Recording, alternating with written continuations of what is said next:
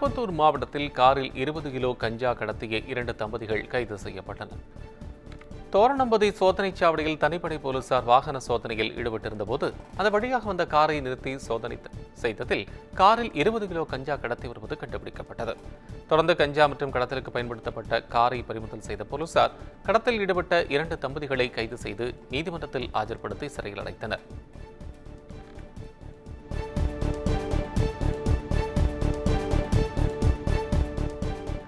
தென்காசி மாவட்டம் விகேபுத்தூர் அருகே பட்டா மாறுதலுக்கு விவசாயியிடம் லஞ்சம் வாங்கிய கிராம நிர்வாக அலுவலர் கைது செய்யப்பட்டுள்ளார்.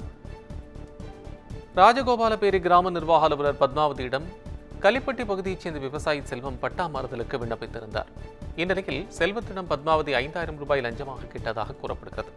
இதுகுறித்து செல்வம் அளித்த புகாரை அடுத்து ஊழல் தடுப்பு பிரிவு கண்காணிப்பாளர் கொடுத்த ரசாயனம் தடவிய ரூபாய் நோட்டுகளை விவசாயி செல்வம் விஏஓ பத்மாவதியிடம் கொடுக்கும்போது மறைந்திருந்த அதிகாரிகள் பத்மாவதிக்கு கையும் களவுமாக கைது செய்து நீதிமன்றத்தில் ஆஜர்படுத்தி சிறையில் அடைத்தனர்.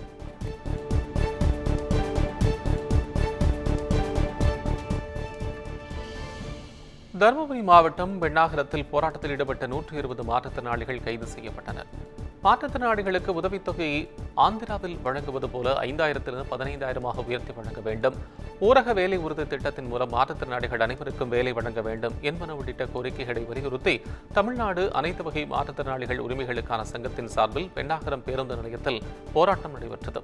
தொடர்ந்து போராட்டத்தில் ஈடுபட்ட 120க்கும் மேற்பட்ட மாற்றுத்திறனாளிகளை கைது செய்த போலீசார் தனியார் திருமண மண்டபத்திற்கு அவர்களை அழைத்துச் சென்றனர்.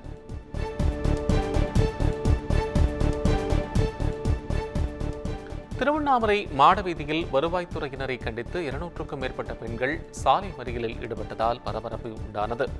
அண்ணாமலையார் கோயில் பின்புறம் உள்ள தீபமலை அடிவாரத்தில் சட்டவிரோதமாக அரசுக்கு சொந்தமான இடத்தை ஆக்கிரமித்து வசித்து வரும் வீடுகளை மாவட்ட நிர்வாகமும் வருவாய்த்துறையினரும் அளவீடு செய்து அகற்றும் பணியில் ஈடுபட்டு வருகின்றனர்.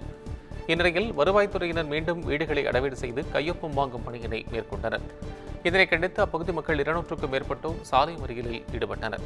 தகவல் இருந்து வந்த கோட்டாட்சியர் நடத்திய பேச்சுவார்த்தை எடுத்து அனைவரும் கலைந்து சென்றனர்.